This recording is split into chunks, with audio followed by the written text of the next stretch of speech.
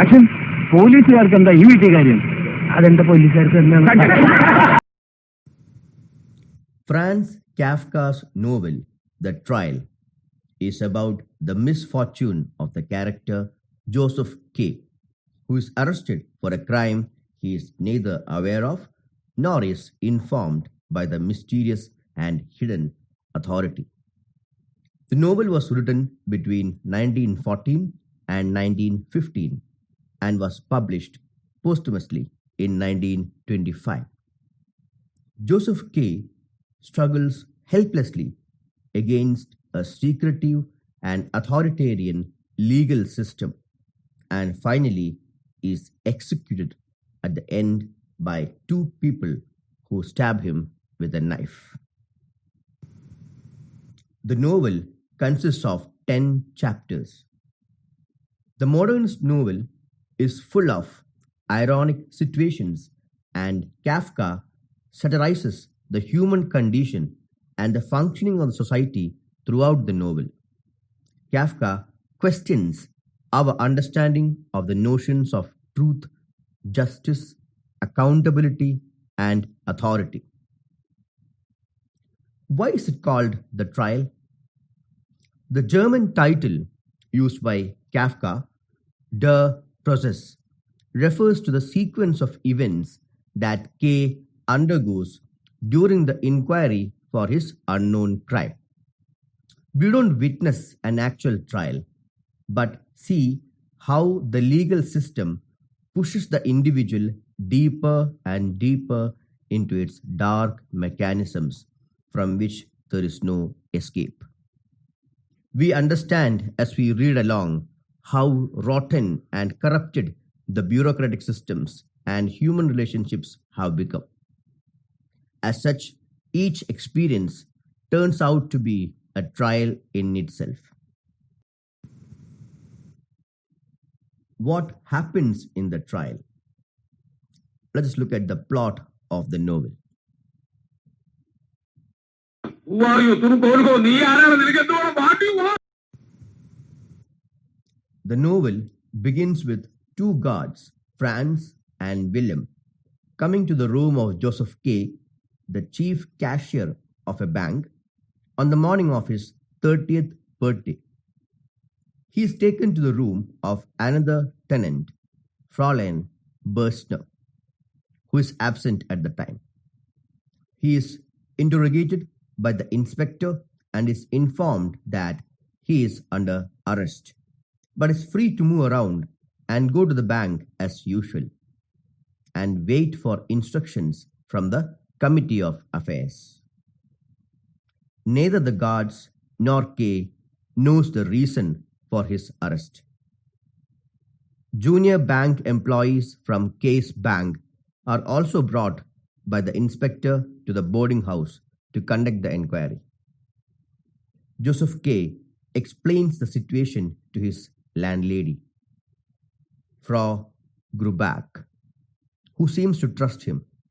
She is naive and simple and tells Joseph K.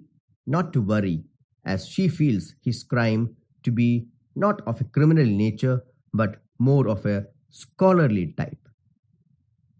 K has a crush on Berstner, the tenant who lives next to him, and he goes to meet her in her room later in the day.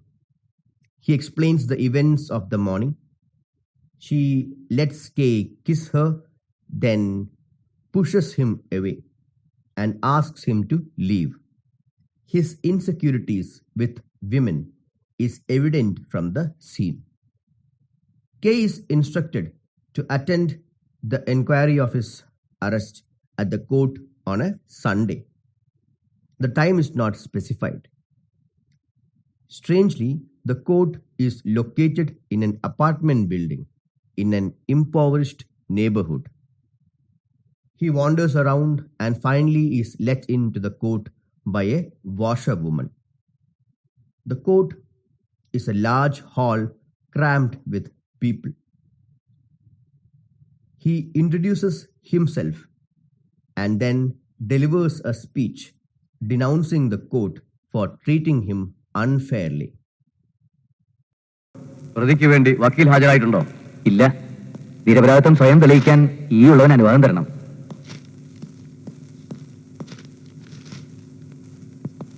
Yes, granted. Thank you, your honour.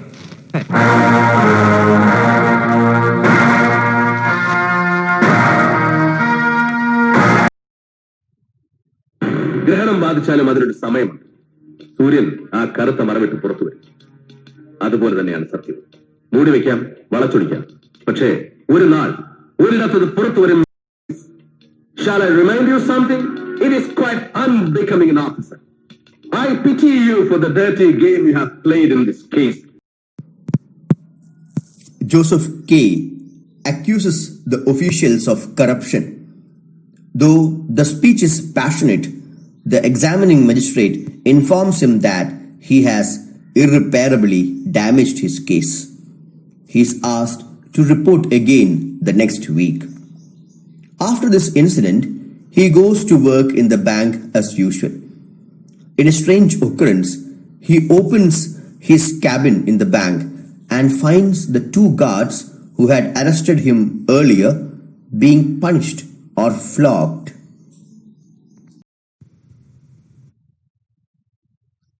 The guards plead to be saved. He understands that it is the result of his accusation in the court against the people who came to arrest him and the law which has treated him unfairly. The people at the bottom of the system, the guards, who are merely orderlies, are shown to be punished. This is happening inside the cabin of K's bank.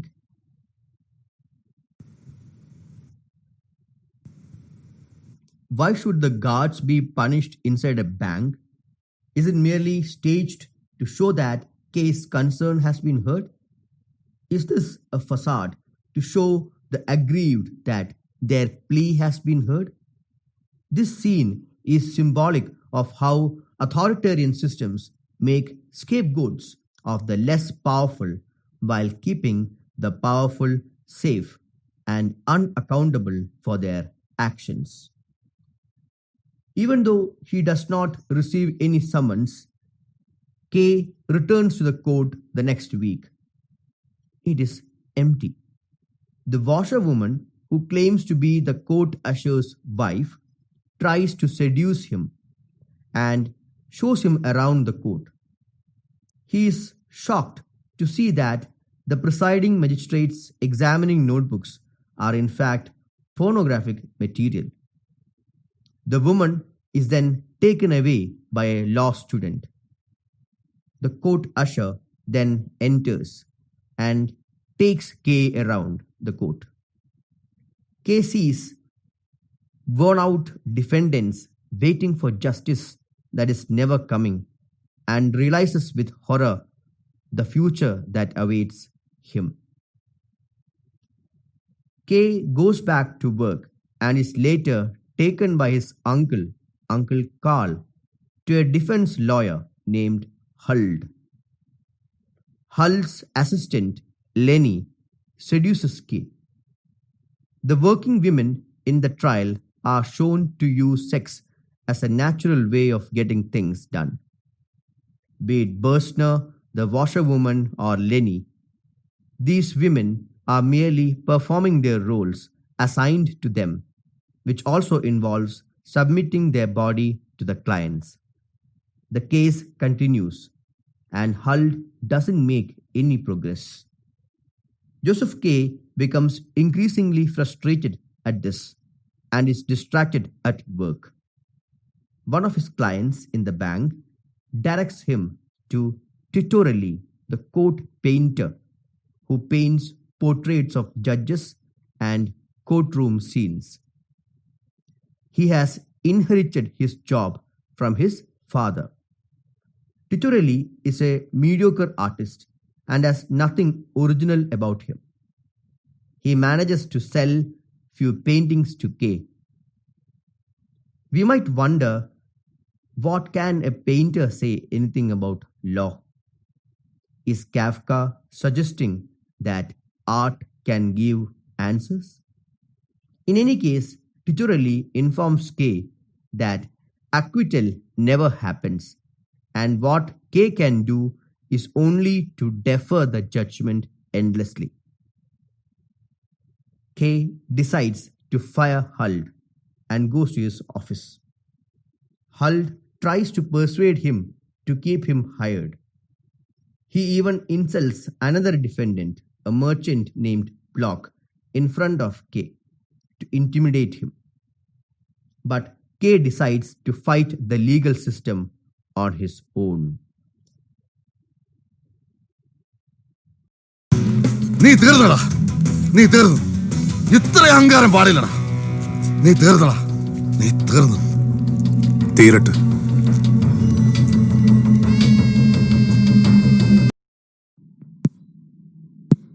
Later, K is asked by the bank to escort a client on a tour of a local cathedral. He goes to meet the client who doesn't show up. A priest calls him by his name and introduces himself as the prison chaplain. The prison chaplain tells a parable to K titled Before the Law. The parable goes like this. A man from the country comes before the law. He sees a guard in front of the open doorway and he begs him to let him in. He knows the law must be accessible to all. Hence, he too wants to enter. The doorkeeper tells him that he cannot enter. "Can I enter at a later time?" the man asks. The guard tells him that it is possible. The man tries to peep into the doorway and is warned by the guard that he cannot enter without his permission.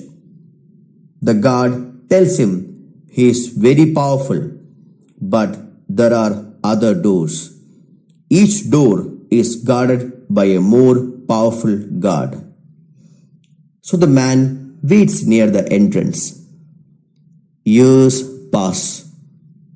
He tries to bribe the guard and ends up losing everything.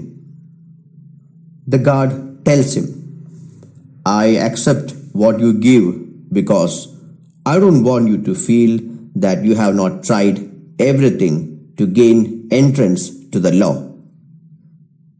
The man grows old. He has waited for such a long time that he is familiar with even the fleas. He even asks the fleas to persuade the guard to let him in.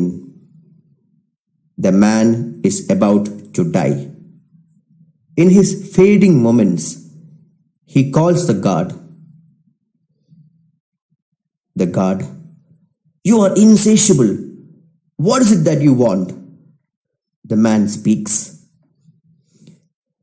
"Every man wants to obtain the law, but I have not seen anyone come here seeking admittance. Why hasn't anyone come till now?" The man is barely able to hear, so the guard yells into his ears. The guard, "No one else can enter this door. This entrance was meant only for you, and now I am going to close it." The chaplain tells there are plenty of interpretations possible for the parable, but refuses to help K. He advises Joseph K to accept his fate. The chaplain embodies the contradictory nature of the law. The religious figure who should have been able to provide relief to the troubled individual fails in its basic purpose.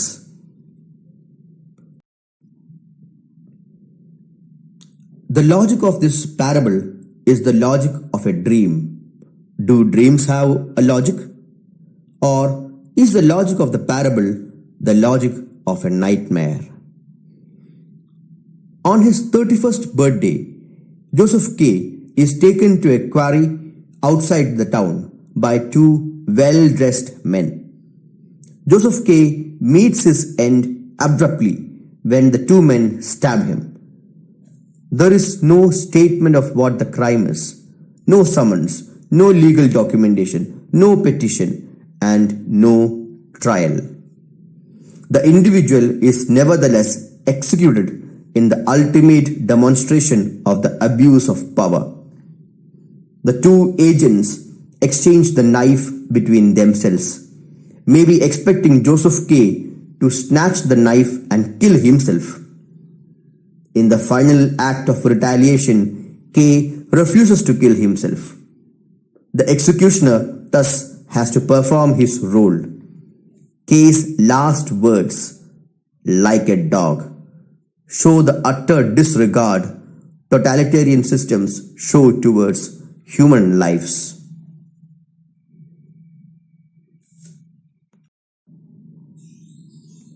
Why are we calling the trial modernist fiction? The protagonist, Joseph K., undergoes a mind-bending experience which rattles his consciousness.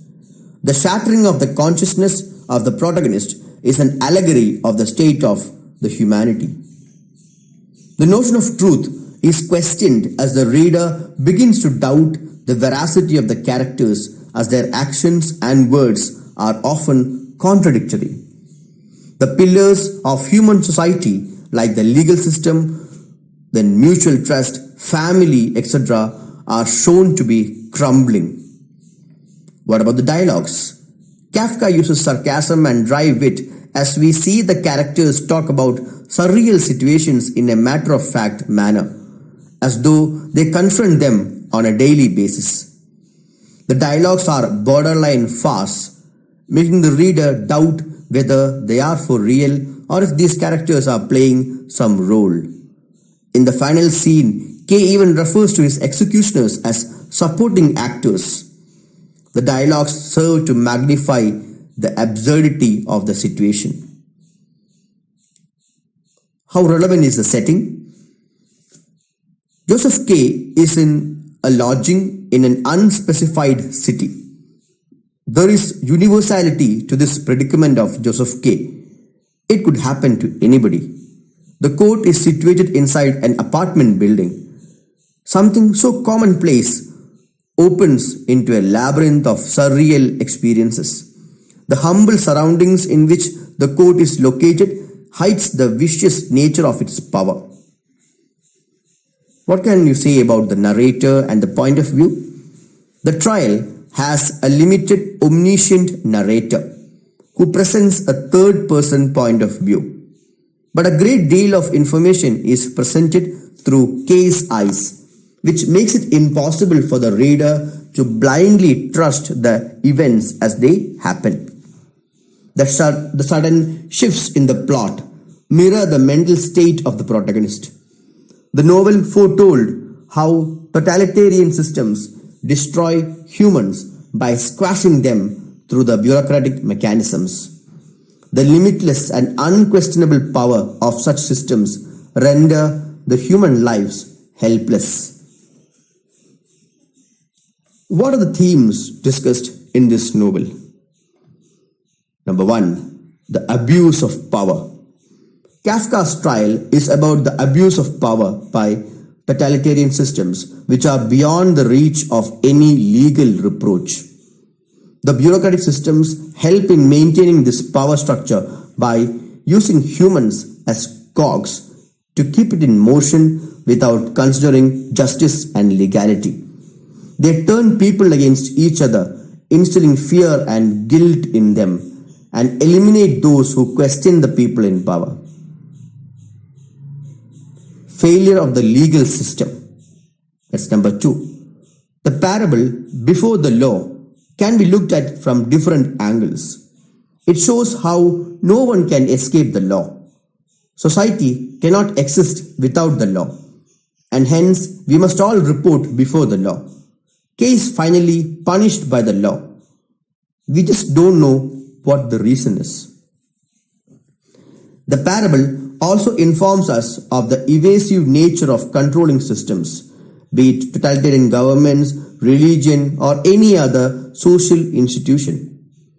They are beyond reproach, as they give meaning to the system and are above or beyond the rules laid out. This parable is hence also taken up by Derrida to examine how Western thought has been governed by this transcendent source, which evades definition. The parable also shows how the ordinary humans will forever be denied justice or truth. People like Joseph K., or the ones he saw in front of the court, will wear away their lives chasing justice, which was never meant to be given to them. The legal system and other bureaucratic systems which were created to facilitate the smooth functioning of society and help humans have turned into cruel mechanisms which snatch away what is left of human dignity. Number 3. The evils of modernization. The trial is considered to be a dystopian view of human society, which has undergone a process of modernization by removing everything human from it. The individuality is slowly erased as humans merely perform the assigned roles as shown by the unnamed characters such as the prison chaplain, the bank vice president, the court usher, the guards, etc. The individual is no longer significant as they are replaceable parts of a giant machine. Number 4. The isolation of the individual. The court infiltrates all aspects of the individual as the norm of society is to conform to the system. If the individual stands out or declares his identity, he will be cut down by the system. The system feeds off the anxiety, isolation and paranoia of the individual. So let's sum up. The trial can be interpreted in many ways. This interpretation is one of many. The trial is about how Joseph K. is forced to defend his innocence for a crime he is not aware of. The court, however, doesn't seem concerned whether K is innocent or not. It functions to ensure the system is maintained and everyone in the system is found guilty of something.